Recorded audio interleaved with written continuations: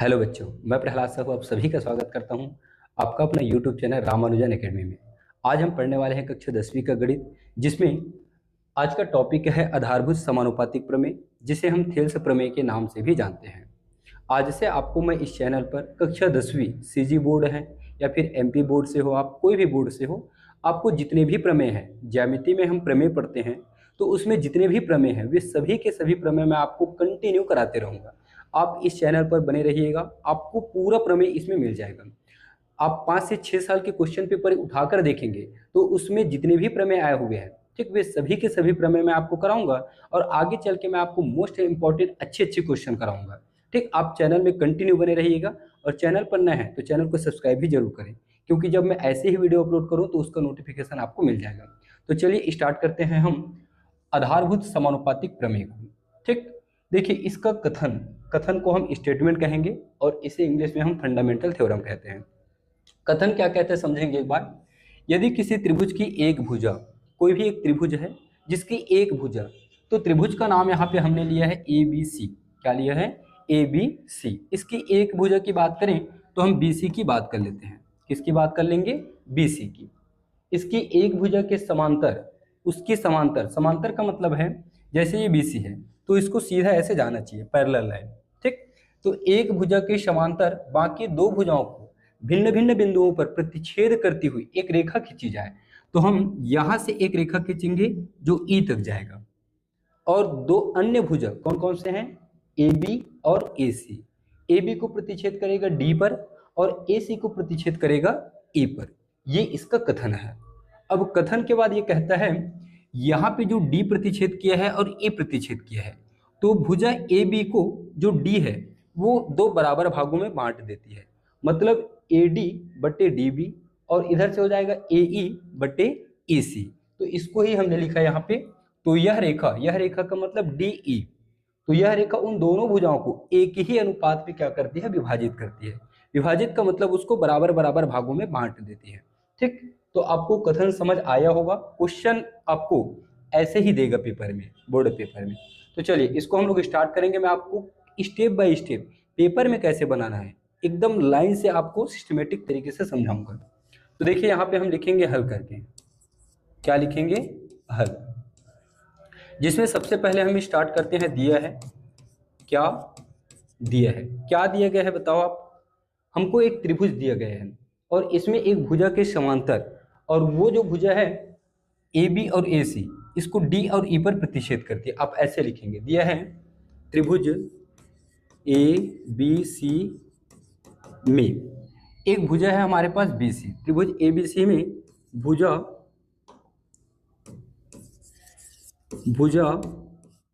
B C के समांतर खींची गई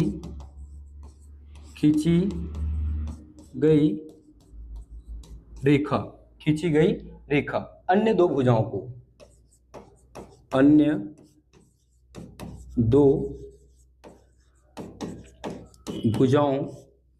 दो भुजा कौन कौन से हैं? ए बी और ए सी। अन्य दो भुजाओं ए बी और ए सी को कहाँ प्रतिच्छेद करती है? डी और ई पर। अन्य दो भुजाओं ए बी और ए सी को डी और ई पर काटती है, ऐसा भी लिख सकते हैं। ये दिया है, हमें इतना लिखेंगे जो हमको कथन में दिया गया है। ठीक, उसके बाद हम पहुंचते हैं सेकंड स्टेप रहेगा हमारा, हमें सिद्ध क्या करना है। तो हम यहां लिखेंगे सिद्ध करना है।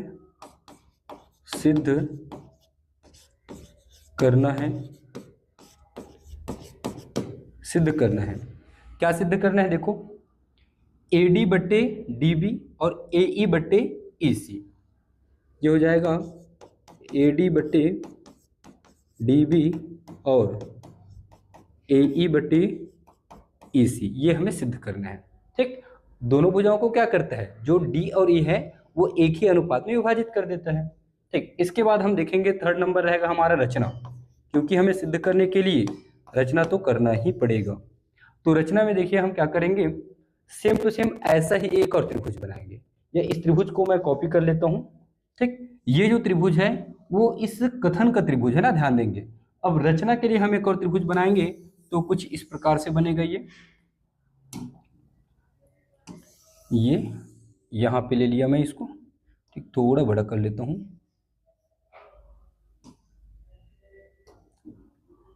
यहाँ पे देखिए रचना में हम क्या क्या करेंगे। रचना में हम करेंगे, यहाँ से जो बी दिख रहा है ना उसको ई से मिलाएंगे, सी को डी से मिलाएंगे।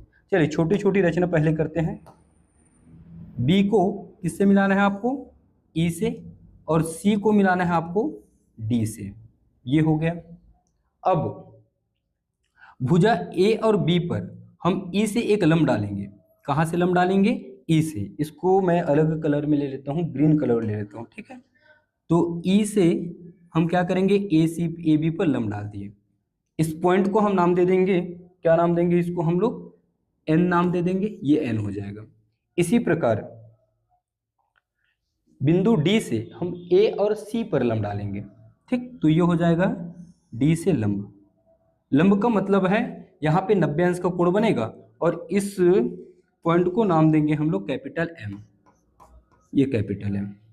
इतना रचना हम करेंगे बेटा इसमें। तो चलिए इसको लिख देते हैं यहाँ पे, क्या क्या, बी को ई से और सी को डी से मिलाया, बी को ई से, सी को डी से मिलाए, तथा हमने एक लंब डाला है, दो लंब डाले हैं, क्या क्या, डी और एम लंब है किस पर, ए सी पर। आप इसको ऐसे लिखेंगे शॉर्ट में, डी एम लंब। इस चिन्ह को लंब का चिन्ह कहते हैं, ये लंब का सांकेतिक रूप है। डी एम लंब है किस पर, उस वाले भुजा पर। उस भुजा का नाम क्या है, ए और सी।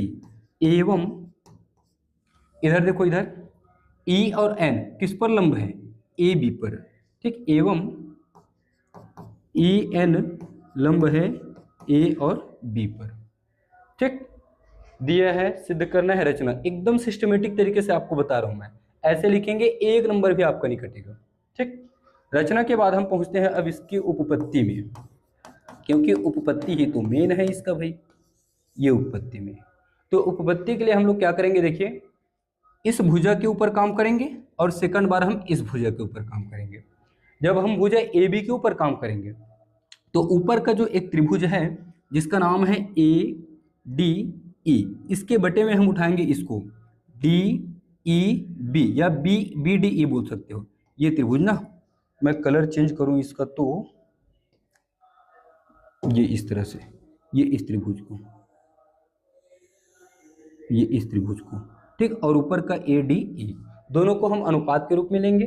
तो देखिए कैसे बनेगा। ये ऊपर का त्रिभुज का नाम है ए डी ई, त्रिभुज ए डी ई का क्षेत्रफल बटे उसके नीचे आ जाएगा आपका बी डी ई, त्रिभुज बी डी ई का क्षेत्रफल। अब त्रिभुज के क्षेत्रफल का फॉर्मूला क्या होता है, 1/2 आधार गुणा ऊंचाई, ठीक।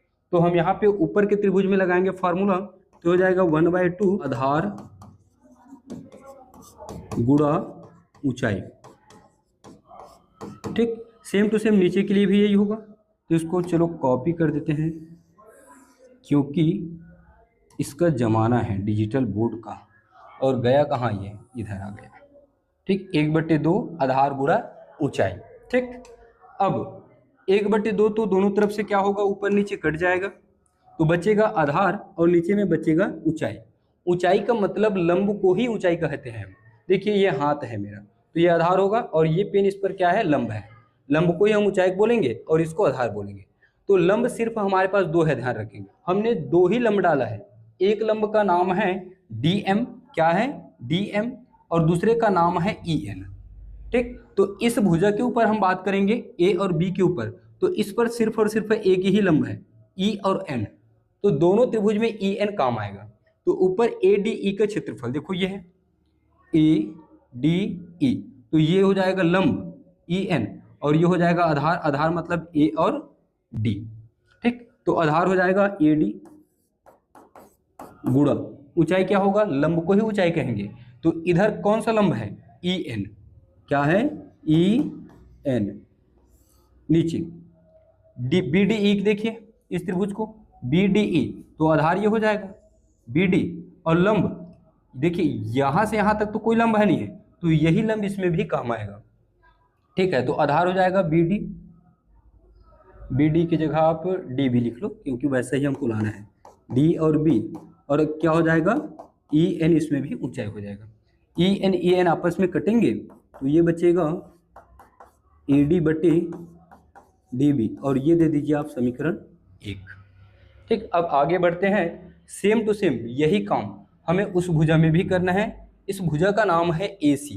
क्या नाम है, ए सी। चलिए देखते हैं। ठीक, उधर से त्रिभुज देखें तो वही होगा ए डी ई, त्रिभुज ए डी ई का क्षेत्रफल बटे, इधर से इस त्रिभुज का नाम क्या होगा, डी ई सी या सी डी ई, कोई भी लो आप, सी डी ई। इस त्रिभुज की बात कर रहा हूं ना मैं, इस त्रिभुज का, ये इसका, ये इसका, और ऊपर तो ऊपर ही है, तो सी डी ई ले लो, कोई दिक्कत नहीं है आपको। त्रिभुज सी डी ई का क्षेत्रफल बराबर, फॉर्मूला वही लगेगा, 1/2 आधार गुणा ऊंचाई। तो हिंदी में नहीं लिख रहा हूं मैं, यहाँ पे आधार क्या है और ऊंचाई क्या है उसको लिख लेंगे। ऊंचाई उस भुजा पर ए सी पर सिर्फ और सिर्फ एक ही है जिसका नाम है डी और एम। ठीक, ये लंब ही वहां पे ऊंचाई का काम करेगा। तो ए डी ई का क्षेत्रफल 1/2 आधार, आधार क्या होगा बोलो इस त्रिभुज में, इधर की बात कर रहे हैं हम लोग, तो आधार हो जाएगा ए ई ऊंचाई। ठीक, ऊंचाई हो जाएगा डी और एम बटे 1/2। सी डी ई की बात करें तो सी डी ई इसका आधार हो जाएगा इसका ई सी, ई सी, और लंब इस पर तो नहीं है तो डी एम ही काम आएगा, ये डी एम, डी एम से डी एम 1/2 से 1/2, तो यहाँ पे बचेगा आपका ए ई बटे ई सी, और इसे हम देंगे समीकरण 2। ये आपको बहुत आसानी से समझना है और मेरे ख्याल से आपको समझ आ गया होगा ये। अब आगे चलिए देखते हैं हम लोग। आप ध्यान से समझेंगे, मैं यहाँ पे लिखा हूँ भुजा बी सी के समांतर एक रेखा, कौन सा है रेखा, डी और ई। तो बी सी के समांतर एक डी ई रेखा है, और दो समांतर भुजाओं के बीच में जितने भी त्रिभुज बने उस त्रिभुज का क्षेत्रफल बराबर होते हैं। क्या होते हैं, बराबर होते हैं। तो यहाँ मैं लिखूंगा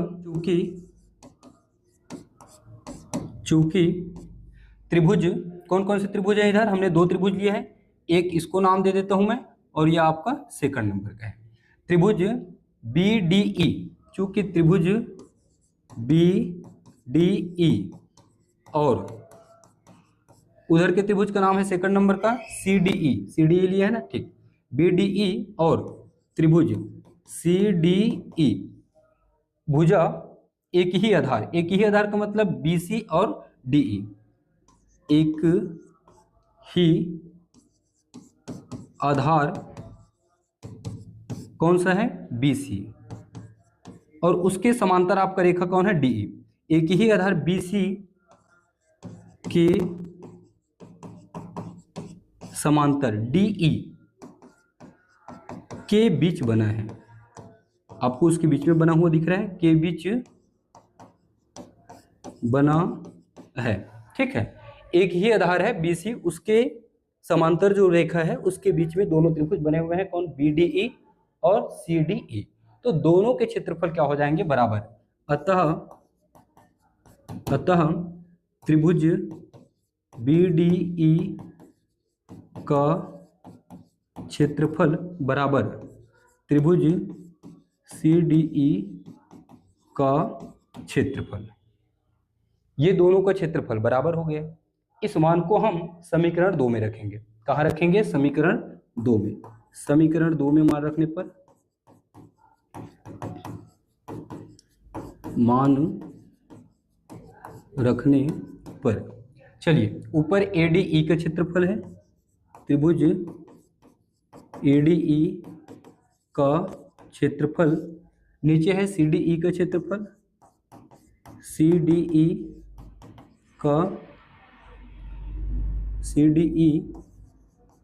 का क्षेत्रफल बराबर, ठीक, ऊपर है AE